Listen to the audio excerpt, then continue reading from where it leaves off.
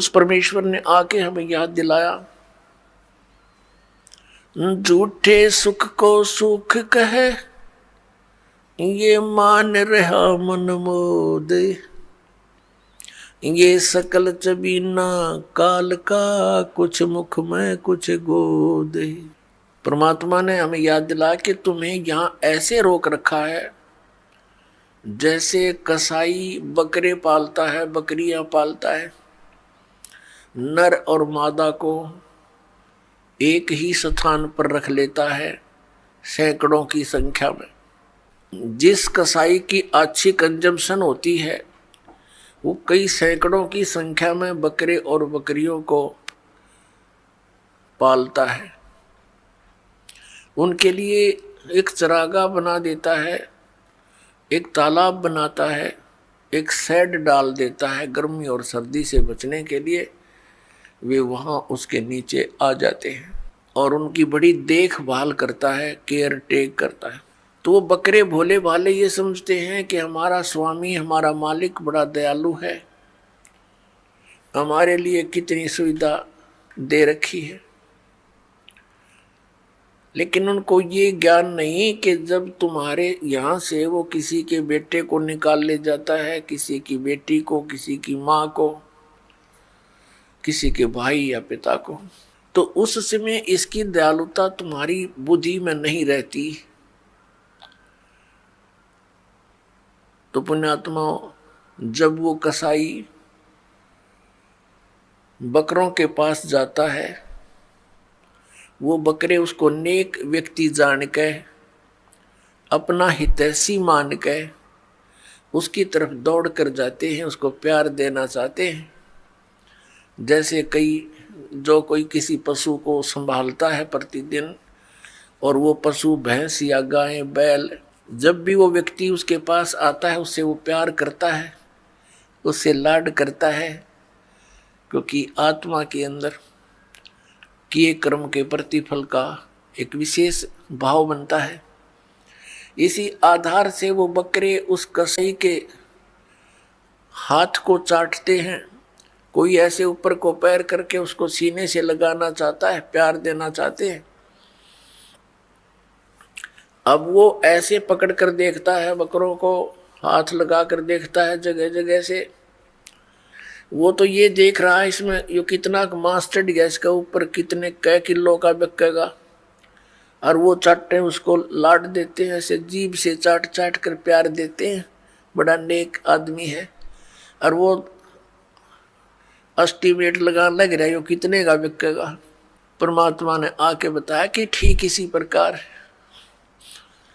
खाई खुराका पैन पोशाका यम का बकरा पलता है। कहते हैं खाई खुराका और पैर पोशाका, यहाँ यम का बकरा पलता है। इस काल के बकरे पल रहे हो तुम। आप देखते हो पीछे से एक श्रद्धालु सत्संग से जा रहे थे, सच्चा सौदा सिरसा वाले के पेपर में आई थी, और उसके 6 सदस्य यानी टोटल कुल के कुल सारे मर गए एक्सीडेंट में, एक बुढ़ा बच गया। और हम कई जगह देखते हैं, जैसे एक बार भूकंप आया था गुजरात के अंदर, और सभी व्यक्ति 26 जनवरी यानी गणतंत्र दिवस भारत का मनाने के लिए तैयार थे। सन 2000 की बात है, 26 जनवरी की। ऐसा भयंकर भूकंप आया, 26 जनवरी की छुट्टी थी, कर्मचारी अधिकारी सब अपने घरों पर टेलीविज़न के सामने बैठे थे कि आज अपने गणतंत्र दिवस की झांकी देखेंगे। ऐसा भयंकर भूकंप आया, जिन मकानों को, कोठियों को, संपत्ति को बनाने में सारा जीवन न्यौछावर कर दिया, उन्हीं कोठियों के नीचे दब के पूरे के पूरे परिवार नष्ट हो गए। पुण्यात्माओं, इस काल ने आप और हमारे ऊपर इतना प्रेशर डाल रखे हैं, तीनों गुणों का, 3 इंजेक्शन लगा रखे हमारे, ये लगे ही रहते हैं, इनका प्रभाव हमारे ऊपर बना ही रहता है कंटिन्यूसली। तो उसके कारण हम इतने प्रभावित हैं कि हम अपने उद्देश्य को ही भूल चुके हैं। अब विचार करो, जो व्यक्ति उस भूकंप में मर गए या दुर्घटना में मर गए, वो कौन सी क्रियाएं किया करते थे, उनके क्या उद्देश्य थे, उनकी कितनी इच्छाएं थी, और हमारी क्या है, हम क्या सोचते हैं, हम कर क्या रहे हैं। एक भक्त बता रहा था कि मेरी मम्मी बात नोत कर आई थी, 5 लड़कियां थी, जिनमें से 3 का विवाह इकट्ठा ही था। 3 बेटियों का विवाह हो तो उस समय इस मनुष्य के माइंड की नीडल या सुई 100 से नीचे नहीं रहती। कभी उधर सोचा ये करूंगा वो करूंगा, चिंता ये बनाई रखी है, हमारे साथ इसने लगाई रखा है। बस की बात नहीं, हमारी परंपराएं ऐसी बन गई जो हमें केवल दुख ही देती हैं, सुख नहीं देती। विवाह के अंदर भात नौत का आना, फिर एक विवाह फिर उन भाइयों का शुरू हो जाता है, एक बहन का शुरू हो रहा है।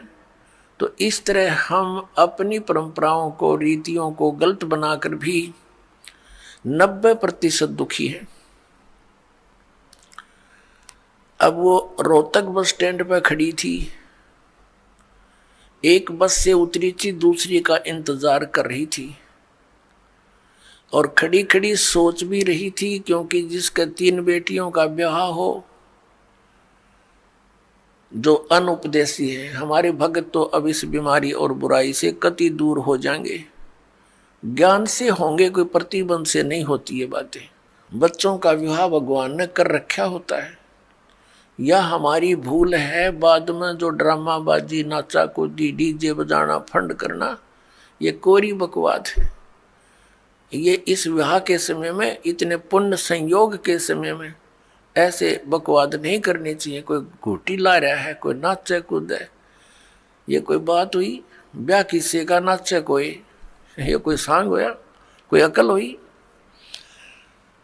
लाडू कोई खावे और कूदे कोई, बता कोई बात है यार? तो इस तरह की हम अज्ञान से अपने ऊपर एक न्यारा वजन और रखे बैठे हैं, ये भी हटाना हमने बिल्कुल हटाना पड़ेगा। भक्ति तभी चलेगी, भगत तभी बनेंगे।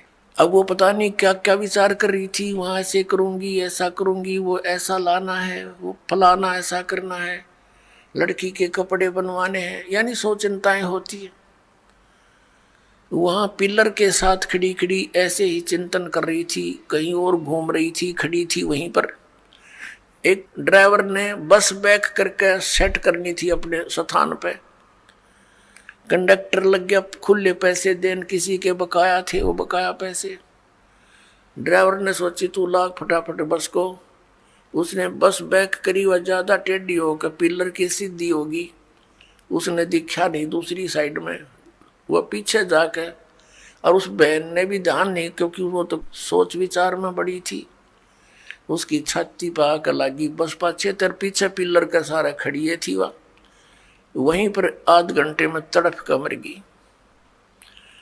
अब वो ब्याह भी रह गया, और जो इधर उधर की जो 1 सेकंड का चैन नहीं था, अब वो कहाँ गई? तो पुण्यात्माओं, हम कति बालक हैं, हमें डर नहीं रहा, हमें याद नहीं रहा वो जाने का समय, और जब तक हमें यहां से जाने का समय याद नहीं रहेगा, हम भक्त नहीं बन सकते, हम बुराई से बच नहीं सकते। अब आज कोई नाच रहा है, कूद रहा है, एक समाचार पत्र के अंदर देखा, पढ़ा, उसमें क्या लिखा था कि विवाह था और पहले दिन वो डीजे मंगाकर नाच रहे थे, बहन भी, सब दूसरे भाई रिश्तेदार डांस करे डीजे के ऊपर, वो भी समाचार पत्र में। और अगले दिन वो दुल्हा जो विवाह करने चला था, कार एक्सीडेंट हो गया ट्रेले के साथ में। जितने सदस्य उसके साथ बैठे थे व्यक्ति, वो सारे मर गए, वो भी मर गया। अगले दिन वो टक्कर मार रहे हैं, रो रहे हैं, बालों को पाड़ रहे हैं, जो कल नाच रहे थे। अब बजा लो डीजे यहाँ पर। कहते हैं नानक साहिब जी कहते हैं कि ना जाने काल की कर डारे, और किस विध ढल जा पासावे, और जिन्हां ते सिर ते मौत खुड़क दी, उन्हां नू केड़ा हासावे। आदरणीय नानक साहिब जी से किसी ने पूछा कि हे महात्मा जी, आप कभी भी खुश नजर नहीं आते, ना कोई त्योहार और तीज मनाते।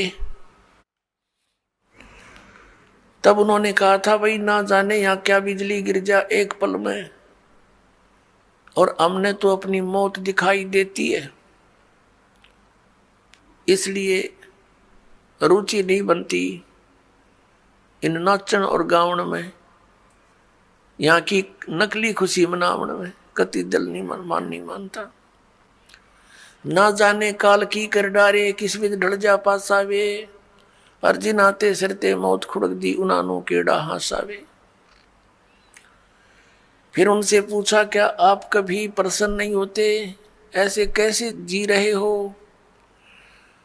तब उन्होंने बताया कि मैं प्रसन्न होता हूँ, साध मिले साढ़े शादी होंदी, विछड़ जा दिलगिरी वे, अख दे नानक सुनो जिहाना, ये मुश्किल हाल फकीरी वे। नानक साहिब जी कह रहे हैं कि जब मेरे भक्त, मेरी साध संगत यहाँ आती है सत्संग श्रवण करने के लिए, तो मेरी खुशी का कोई ठिकाना नहीं हो रहता। वो हमारे साथी है, वो हमारी खुशी है।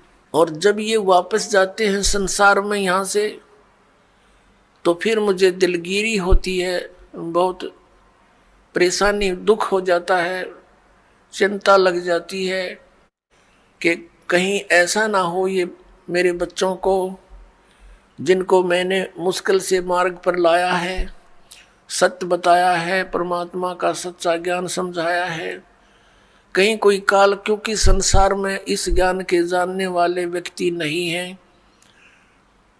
एक अकेला एक संत होता है जो सतमार्ग देता है, असंतों की गिनती नहीं होती। उनसे प्रभावित अन्य श्रद्धालु भी फिर उसी की बोली बोलते हैं, वही क्रियाएं करते हैं। तो नानक साहिब जी कहा करते कि मुझे फिर चिंता बन जाती है, कहीं मेरी फसल में कीड़ा ना लग जा, यानी कोई काल का दूत इनको भ्रमित ना कर दे, इनका जीवन नष्ट हो जा। कहते हैं साध मिले साढ़ा शादी होंगी, जब ये वापस आते हैं एज इट इज, तो मेरी खुशी का ठिकाना नहीं रहता कि परमात्मा की दया से अभी ये बचे हुए हैं। और विछड़ जा दिलगिरी वे, जब ये यहाँ से जाते हैं तब मुझे बड़ी परेशानी होती है, मुझे चिंता बन जाती है। क्यों बन जाती है? अख दे नानक सुनो जिहाना, मुश्किल हाल फकीरी वे। फकीरी में भक्ति, फकीर का अर्थ होता है सभी बुराइयों से हटकर सबका परित्याग करके भक्ति करे। तो जैसे भी बुराइयां कुरीतियां संतों ने हटाने की चेष्टा की, तो अन्य समाज ने उसको लगाने की चेष्टा की, तो जिस कारण से भक्त और संसार के अंदर सदा से ही विरोध बना रहा। क्योंकि संसार की जो रीतियां रिवाज हैं वो काल प्रेरित है, वो यही रहने की है, और संतों की मर्यादा इस काल की मर्यादाओं से हटकर है, वो भक्ति बाधक है। इसलिए अन्य समाज के लोग कहते हैं देखो इन्होंने तो माता धोकनी भी छोड़ दी, इन्होंने तो बाबा श्याम जी भी नहीं पूज रहे हैं, ये तो ऐसे भी नहीं कर रहे हैं, ये तो दिवाली भी नहीं मना रहे हैं, ये कैसे हो गए हैं? इन तो बट्ठा बैठा दिया। एक भक्त बतावा था, कहने लगा जी आज 10 वर्ष हो गए हमने कोई त्योहार नहीं मना लिया। नाम लिया था उसने उस दिन, फिर वो अपने दुख गिनावा था। कह रहा था जी हमने 10 वर्ष हो गए हमारा त्योहार नहीं मन लिया, ना होली ना दिवाली ना तीज ना कोई अन्य। क्या कारण? कि हमारा परिवार है, कभी तो हमारे घर में कोई खुद जवान भाई की मृत्यु हो जाती है, 1 वर्ष उसकी चिंता पूरी होती है, तब तक दूसरा कोई रिश्तेदार निकट में, जैसे बहन का पति मर गया, फिर त्योहार मने नहीं, फिर कोई बिल्कुल साथ में का केताऊ का मर गया जवान, फिर ऐसे, फिर लड़का मर गया। 10 वर्ष हो गए हमने त्योहार नहीं मना लिया। तो फिर इन त्योहारों को किस लिए मनाते हैं? या तो फिर भी मनाओ अगर इतने कंपलसरी है तो। ये कहने का भाव ये है, यहाँ कुछ मनाने की जरूरत ना है, या तो भगवान के गुण गान की आवश्यकता है।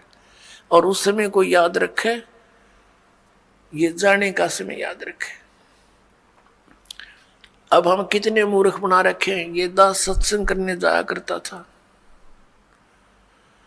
तो वहां ऐसे ही भक्तों के साथ हमारे जो एक आध भक्त नाम लेता, वहां पाठ करते, हम 2-3 दिन रुकते, तो एक व्यक्ति जैसे ही बुला लेते जी आज उस ज्ञान समझ लो, वो बुला ले उसको, वो बैठ कर लगा एंड बैंड बोलन।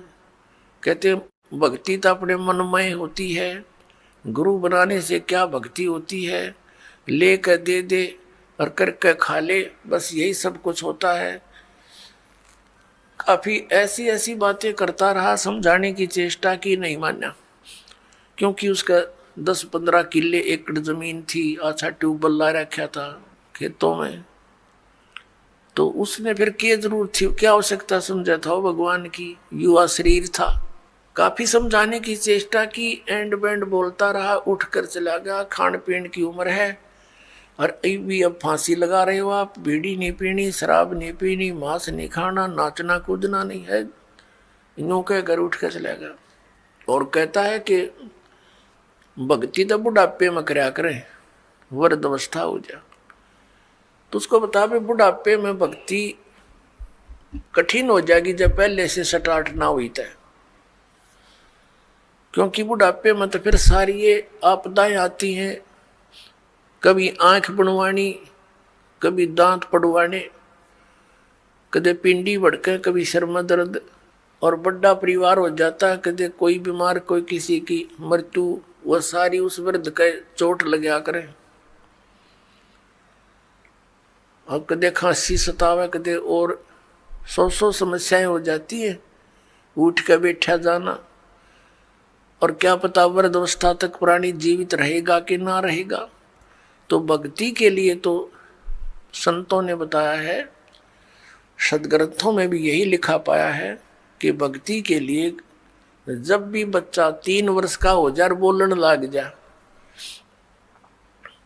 3 वर्ष के बालक को उपदेश दिला देना चाहिए, जैसा भी करे वो थोड़ा बहुत करता रहेगा। क्योंकि घर में जब चर्चा चलती है, मंत्र चलेंगे तो वो भी बोलेगा, अपने आप बोलता रहेगा, बच्चे को ज्यादा असर होता है, प्रभाव बनता है। तो 3 वर्ष तक बच्चा माता पिता के आश्रित होता है। माता पिता ने दीक्षा ले ली, मर्यादा में रहेंगे तो परमात्मा उनके उस स्तर के बच्चों की भी रक्षा करेंगे। और फिर उन बच्चों को नाम से जोड़ देना चाहिए। तो फिर क्या देखा, 1 महीने के बाद फिर उसी गांव में, नगर में जाने का परमात्मा ने संयोग बनाया, सत्संग था। तो दूसरी बार जब दास गया, वहां पता चला कि वो व्यक्ति जो यहां वाद विवाद करे था, वो उसकी मृत्यु होगी। और मृत्यु भी कैसे होगी, कैसे हुई, बड़ी दर्दनाक तरीके थे। उसका अपना एक कुआं था। इस साइड की बात है, बाडड़ा साइड की, हरियाणा की। उसका अपना एक कुआं था। उस कुएं में नीचे जल था। कुएं में से वो ट्यूबवेल चलाते हैं, तो सारा दिन ट्यूबवेल चलाया, पानी कुछ नीचे चला जाता है। वो पानी नीचे चला गया कुएं का, और वो स्नान करने के लिए वो क्या करता था, उस कुएं में ही उसने नीचे पत्थर की पैड़ी सी लगा रखी थी, उन पर बैठकर स्नान करता था। जब कुएं का पानी भरा होता था तो वो ऊपर की पैड़ियों पर बैठकर वहीं नहा लेता था। और फिर क्या, उस दिन पानी गया नीचे उतर, और उसने सोचा इस नीचे वाली पैड़ी पर बैठकर नहा लूं, और दायरा कम से कम 5 फुट नीचे। उसने ध्यान किया नहीं। वो नीचे जाया तो उस पैड़ी पर काई लगी हुई थी, पैर फिसल गया और कुएं में गिर गया। उसने चेष्टा की पैड़ी को पकड़ने की, वो उसके हाथ की रेंज से बाहर हो गई और उसके अंदर वो डूब कर मर गया। सारी रात ढूंढते रहे उनके घर वाले, बच्चा आया नहीं, कहाँ गया, कैसे है। खोजते खोजते सुबह देखा तो कपड़े और जूते बाहर रखे हैं, अंदर कुएं में मरकर ऊपर तैर रहा है। जब उसको देखा कि उसके हाथों की ने जो कोशिश की उसने पकड़ने की किसी वस्तु को, कुएं की अंदर की साइड पर पक्की थी वो, उस पर काई लगी हुई थी, उसके अंदर से उसी उंगलियों के निशान गड्ढे हुए थे कि किसी प्रकार पकड़ दो, निशान थे, और वो मृत्यु को प्राप्त हुआ। इसे ये ज्ञान समझ में आना चाहिए कि किस आधार से हम इतने फूले फिरे हैं और क्या बकवाद गढ़ते हैं। अब वो वृद्ध होया ना, भक्ति उसने करी नहीं, अब पता नहीं कहाँ धक्के खाता फिरेगा, कोई गधा बनेगा, कुत्ता बनेगा।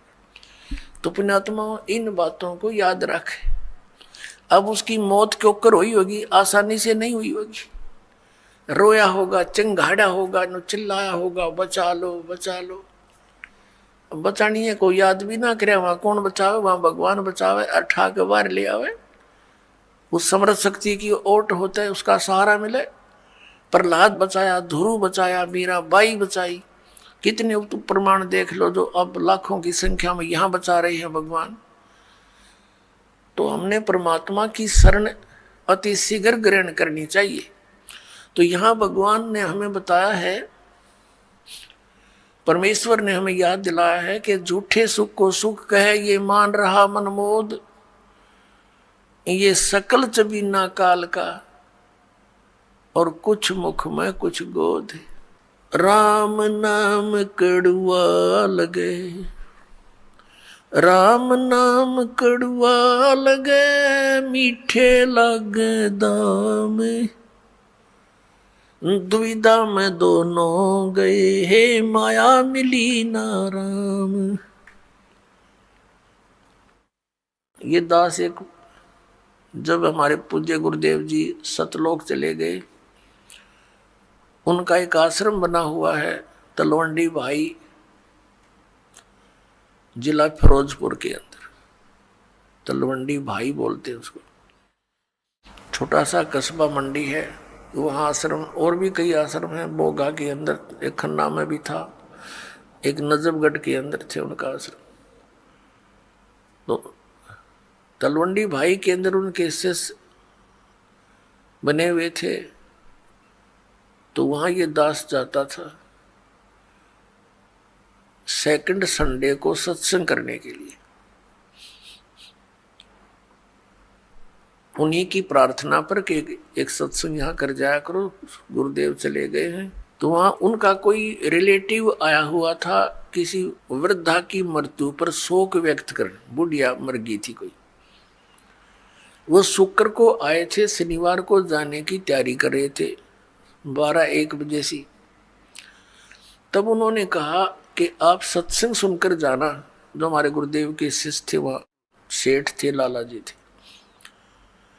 कल सत्संग होगा 9 बजे, गर्मियों के दिन थे कि कल 9 बजे ही सत्संग शुरू होगा, 11 बजे तक सत्संग होता है, सत्संग सुनकर फिर जाना। कहने लगा मैंने बहुत सत्संग सुने हैं, गुरु भी बना रखे है, ऐसी कोई बात नहीं। उन्होंने कहा आपने सत्संग भी सुन रखे होंगे, गुरु भी बना रखे होंगे, लेकिन ये सत्संग उनसे भिन्न है, इसलिए हम प्रार्थना करते हैं। वो कहने लगा नहीं नहीं, मुझे बहुत आवश्यक कार्य है, कल संडे को एक पार्टी आवेगी, उसके साथ मेरा एग्रीमेंट होएगा और एक मुझे उसमें लगभग 5 लाख रुपए का बेनिफिट है, तो इसलिए मेरा जाना कंपलसरी है। उन्होंने कहा कोई बात नहीं, संडे को 1-2 बजे आते होंगे। हाँ 1-2 बजे आएंगे, तो आप सुबह निकल जाना, 12 बजे चलोगे तो 3 बजे तक पहुंच जाओगे, 4 बजे। चंडीगढ़ जाना था उसने। कहने का भाव उसने कतई नहीं मानी और चल पड़ा। पूरा परिवार था, यानी 4 सदस्य थे घर के, वो 2 पति पत्नी, 2 उनके बच्चे। अंबाला के पास आकर के एक ट्रक खड़ा था बजरी से भरा हुआ, और उसके पिछले टायर निकाल रखे थे, जैक ला रखे था, और उसने तो 5 लाख दिखाई दे थे, अनुबंध एग्रीमेंट दिखा था और कुछ ना दिखा। पूरी स्पीड से जा रहा था, मारुति कार थी, उस ट्रक के नीचे घुस गए। प्रथम तो वो लागते मर लिए होंगे, रही खी कसर काट दी और जय कट गया और पूरा लोडी ट्रक उनके ऊपर पड़ गया। वहीं पर एट द सपोर्ट 4 मर गए। अब चाट ले उस 5 लाख नशर पैदल ले। अब परमात्मा कहते हैं जो काम करने का था उसके तो निकट भी नहीं आते, सारा दिन यही गोबर के बूंद की तरह इसने इकट्ठा करने पर लगे रहते और ये यहीं रह जाता है। तो यहाँ परमात्मा कहते हैं राम नाम कड़ुआ लागे मीठे लागे दाम, और दुविधा में दोनों गए ये माया मिली ना राम।